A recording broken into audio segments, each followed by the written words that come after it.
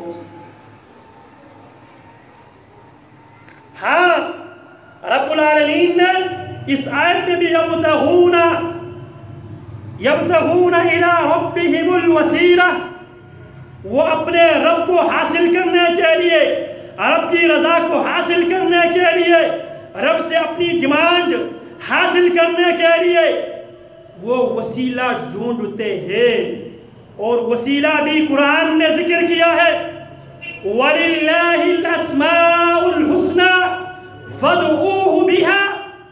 وسیلہ کے طور پہ اپنے اللہ کے اچھے اچھے نام ہیں. اگر رزق کی ضرورت ہے تو اللہ کا نام رزاق، اس کو بطور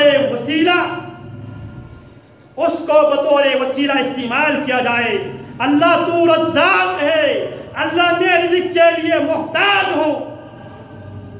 اولاد کی اگر ضرورت ہے، رب وہاب ہے، رب کا صفت وہاب کو بطور وسیلہ استعمال کیا جائے.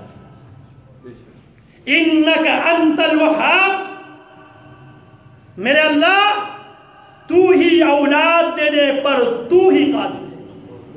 یہی بات جناب ابراہیم کی سیرت میں ہمیں سمجھایا گیا ہے، وَإِذَا مَرِضْتُ فَهُوَ يَشْفِينِ. بیمار میں ہوتا ہوں، شفا وہ دیتا ہے. تو اللہ فرماتے ہیں یبتغون الی ربہم الوسیلہ، وہ اپنے رب کے پاس وسیلہ ڈھونڈتے ہیں. عرض میں یہ کر رہا تھا، بات اس طرف نکل آئی تو اس مسئلے کو بھی سمجھا لیتا ہوں. دنیا میں ایم پی اے کے پاس، ایم این اے کے پاس، منسٹر کے پاس واسطہ وسیلے کی ضرورت جو پڑھنے کی بنیادی بیسک جو ریزن ہے، بنیادی وجہ یہ ہے. ایک تو یہ، یا آپ جس ایم این اے کے پاس آپ کا کام پھنسا ہوا ہے وہ آپ کے حالات سے ناواقف ہوں گے، جاہل ہوں گے. ہے وہ اچھے انسان ہے، کھرا انسان ہے، کسی پہ ظلم نہیں کرتا، اچھی صفات کے حامل انسان ہے، لیکن اس کو حقائق سے وہ لا علم ہے. لہذا اس کے پاس اس کے باپ کو، اس کے کسی دوست کو اس لیے بطور سفارشی کے درمیان میں ڈالنا پڑتا ہے اس کو حقائق سے آگاہ کرنے کے لیے. اگر وہ نیک اچھے صفات کے حامل انسان ہے، وہ افیسر، وہ ایم پی اے، وہ ایم این اے، وہ منسٹر، اگر وہ اچھے صفات، اچھی شہرت کا حامل انسان ہے، وہ کسی کے اوپر ظلم نہیں کرتا، تو اس کے پاس واسطہ وسیلہ ڈالنے کی ضرورت اس لیے پیش آتی ہے، آپ کو اپنے حق حاصل کرنے کے لیے آپ کسی ایسے انسان کو درمیان میں ڈالتا ہے جس پہ وہ افیسر، وہ ایم پی اے، وہ ایم این اے، وہ منسٹر اعتماد کرتا ہے.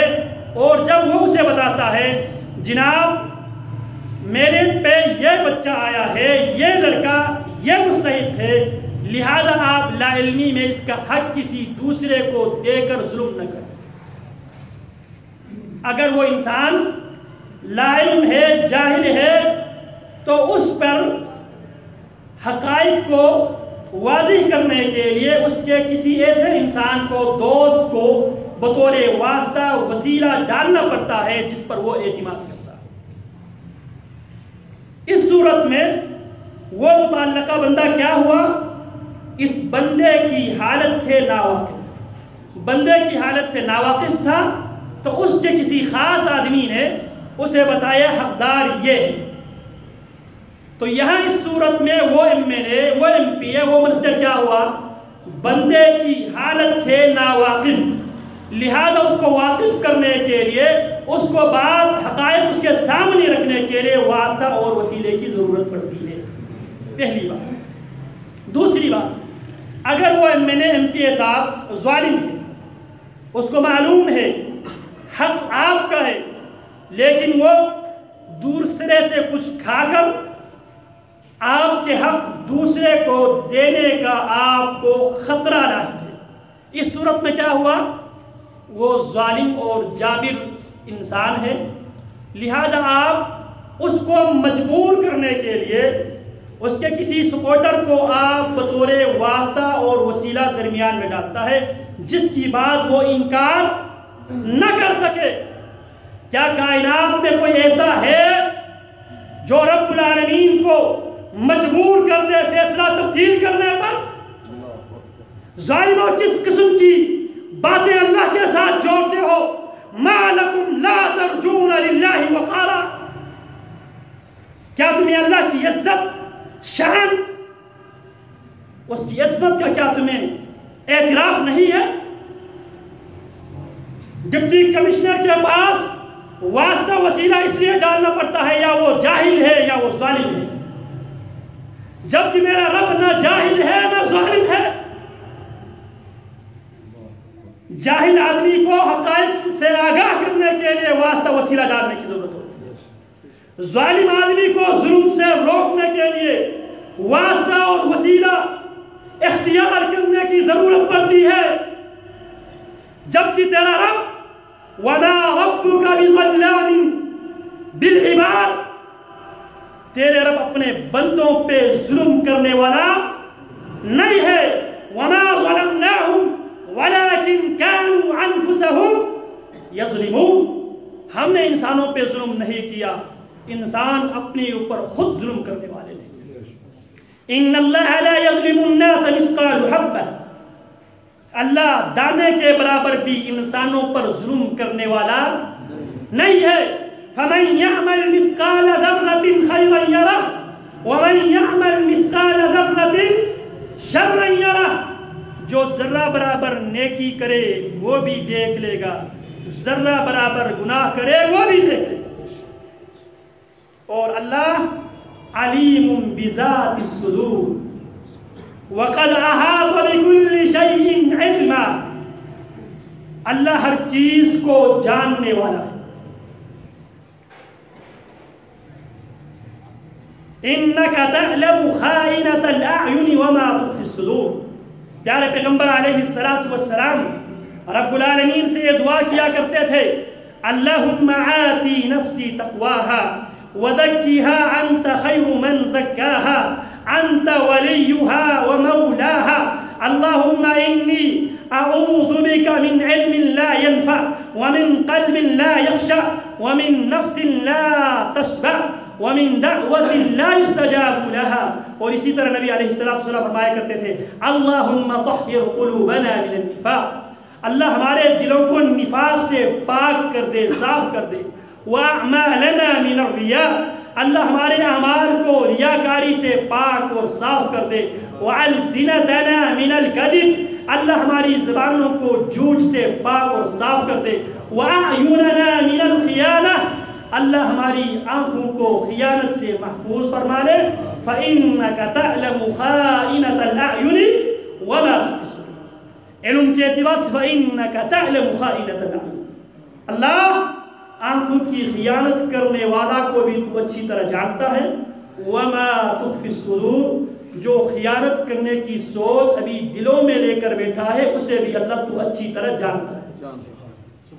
تو عرض میں یہ کر رہا تھا، أولئك الذين يدعون ربهم أولئك الذين يدعون يبتغون إلى ربهم الوسيلة، اللہ کے بندے وہ ہیں جو پکارتے صرف اللہ سے ہیں، يبتغون إلى ربهم الوسيلة، اللہ رب العالمین کے پاس اللہ کی رضا حاصل کرنے کے لیے واسطہ اور وسیلہ ڈھونڈتے ہیں۔ ایک وسیلہ قرآن مجید نے اسماء حسنہ کو ذکر کیا، وَلِلَّهِ الْأَسْمَاءُ الْحُسْنَى فَادْعُوهُ بِهَا۔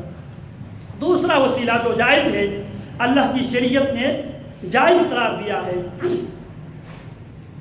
وہ یہ ہے دنیا میں اگر کوئی نیک آدمی زندہ موجود ہو، نیک آدمی سے مراد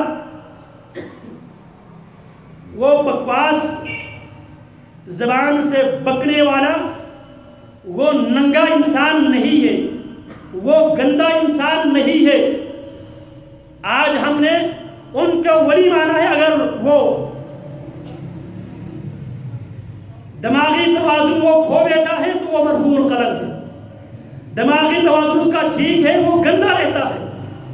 آج جن کو ہم نے ولی بنا کے بیٹھا ہے ان کے پاس آدمی 5 منٹ بھی بیٹھنے کے پوزیشن میں نہیں ہے، گندی بو آتی ہے ان سے، اور ننگا ہوتا ہے اور بکواسات بکتا ہے، ان کو ہم ولی اور کیا پتہ نہیں کس قسم کے ہم ٹائٹل دے دیتے۔ یہاں پہ نیک آدمی سے مراد وہ آدمی جس کو شریعت کی پابندی کرتے ہوئے آپ کو نظر آئے، نماز پڑھتے ہوئے نظر آئے، شکل و صورت شریعت کی مطابق اپنائے آپ کو نظر آئے، شریعت کی پابندی کرتے ہوئے نظر آئے، وہ انسان نیک ہے، صالح ہے، اگرچہ اس کی ہاتھوں سے کرامت سرزد بھی نہ ہو۔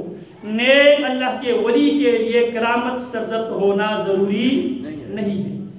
کسی ایسے آدمی سے جو متقی ہے، پرہیزگار ہے، قرآن کی تلاوت کرنے والا ہے، نمازوں کو باجماعت ادا کرنے والا ہے، اللہ کے دیے ہوئے مال میں سے زکوٰۃ دینے والا ہے، اس کے شر سے اس کے رشتہ دار، اس کے سوسائٹی کے لوگ، اس کے آس پاس کے لوگ محفوظ ہے، وہ اللہ کے ولی ہے۔ اس کے پاس جا کے یہ مطالبہ کر سکتا ہے جناب زندہ ہو، مرا ہوا نہ ہو، زندہ ہو، اس سے مطالبہ کیا جا سکتا ہے جناب میرے حق میں اللہ رب العالمین سے دعا کر لیں۔ پیارے پیغمبر علیہ السلام کے پاس صحابہ کرام آتے تھے، اللہ کے حبیب میری ماں کے لیے دعا کرے۔ ابو ہریرہ آئے، اللہ کی نبی میری ماں کے لیے دعا کرے۔ نبی علیہ السلام دعا کرتے، اللہم اہدی ام ابا ہریرہ، اللہ ابو ہریرہ کی ماں کو ہدایت دے۔ جناب ابو بکر اپنی ماں کو لے کر آتے ہیں، فرماتے اللہ کے حبیب میری ماں کے لیے دعا کرے، اللہ میری ماں کو ہدایت دے۔ اسی طرح نبی اکرم صلی اللہ علیہ وسلم کے دنیا سے رخصت ہونے کے بعد حضرات صحابہ کرام رضوان اللہ علیہ اجمعین کو جناب عمر بن الخطاب کے دور خلافت میں قحط سالی کا سامنا کرنا پڑا۔ احباب تھوڑا سا آگے تشریف لائے، کافی ساتھی آئے تو قحط سالی کا سامنا کرنا پڑا، تو جناب عمر رضی اللہ تعالیٰ عنہ کے پاس مدینہ منورہ میں روضہ رسول موجود تھے۔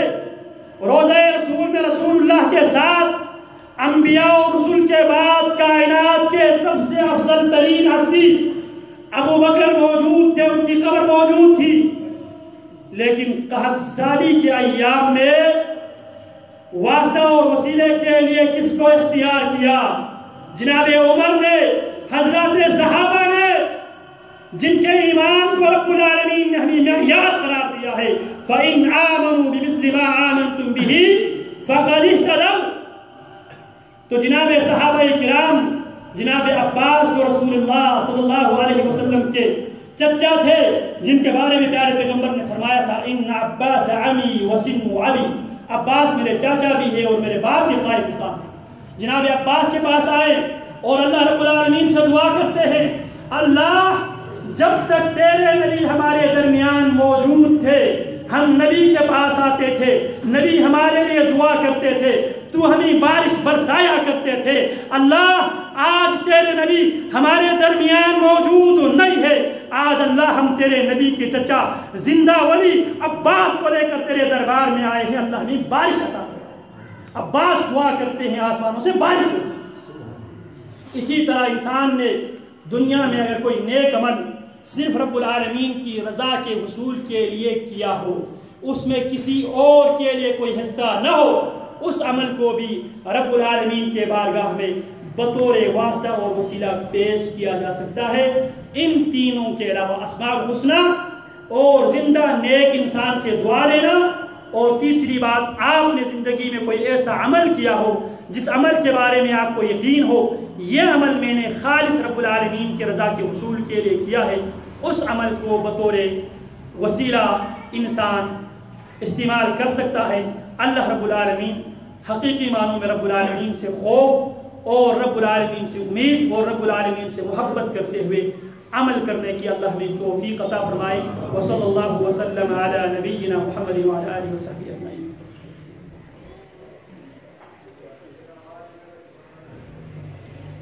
إن الحمد لله نحمده ونستعينه ونستغفره ونؤمن به ونتوكل عليه ونعوذ بالله من شرور أنفسنا ومن سيئات أعمالنا، من يهده الله فلا مضل له ومن يضلله فلا هادي له، وأشهد أن لا إله إلا الله وحده لا شريك له، وأشهد أن محمدا عبده ورسوله। कुछ अहबाब बीमार हैं, उनकी तरफ से दुआ की दरख्वास्त है। इसी तरह कुछ अहबाब परेशान हैं, उनकी तरफ से भी दुआ की दरख्वास्त है। दुआ करते हैं, अल्लाहुम्मा सल्लि अला मुहम्मदिन व अला आलि मुहम्मदिन कमा सल्लैता अला इब्राहीम व अला आलि इब्राहीम इन्नका हमीदुम मजीद। अल्लाहुम्मा बारिक अला मुहम्मदिन व अला आलि मुहम्मद कमा बारकता अला इब्राहीम व अला आलि इब्राहीम इन्नका हमीदुम मजीद। اللهم اقض حاجاتنا وحاجات المسلمين، واشف مرضانا ومرضى المسلمين، واشف أنت شافي لا شفاء إلا شفاؤك شفاء لا يغادر سقما. اللهم اقض حاجاتنا وحاجات المسلمين. اللهم لا تدع لنا ذنبا إلا غفرته، ولا هما إلا فرجته، ولا دينا إلا قضيته، ولا حاجة من حوائج الدنيا والآخرة هي لك رضا ولنا فيها صلاحا إلا أنتنا على قضائها يا أكرم الأكرمين. اللهم اقض حاجاتنا وحاجات المسلمين، واشف مرضانا ومرضى المسلمين. اللهم إنا نسألك فعل الخيرات وترك المنكرات وحب المساكين، وأن تغفر لنا وترحمنا، وإذا أردت في قوم فتنة فتوفنا غير مفتونين. اللهم اجعل الحياة زيادة لنا في كل خير، واجعل الموت راحة لنا من كل شر. اللهم أصلح لنا دنيانا التي فيها معاشنا، وأصلح لنا آخرتنا التي فيها معادنا، واجعل الجنة هي دارنا وقرارنا يا ذا الجلال والإكرام. اللهم اقسم لنا من خشيتك ما تهون به بيننا وبين معصيتك، ومن طاعتك ما تبلغنا به جنتك، ومن اليقين ما تحول به علينا مصاعب الدنيا. ومتعنا اللهم بأسمائنا وأبصارنا وقواتنا أبدا ما أحييتنا، واجعله الوارث منا، واجعل ثأرنا على من ظلمنا، وانصرنا على من أعدانا. اللهم لا تجعل الدنيا أكبر همنا ولا مبلغ علمنا ولا إلى النار مصيرنا، واجعل الجنة هي دارنا وقرارنا يا ذا الجلال والإكرام. اللهم زدنا ولا تنقصنا، اللهم زدنا ولا تنقصنا، اللهم زدنا ولا تنقصنا. اللهم أعزنا ولا تذلنا، اللهم أعزنا ولا تذلنا، وأكرمنا ولا تهنا، وأكرمنا ولا تهنا، واعفنا واغفر لنا، وارحمنا أنت مولانا، فانصرنا على القوم الظالمين. اللهم اجعل هذا البلد آمنا مطمئنا رخاء سخاء وسائر بلاد المسلمين. اللهم من أراد بلادنا وبلاد الحرمين سوءا فاشغلهم في نفوسهم، ورد كيدهم في نهورهم، واجعل تدبيرهم تدميرا عليهم يا رب العالمين. وصلى الله وسلم على نبينا محمد وعلى آله وصحبه وسلم.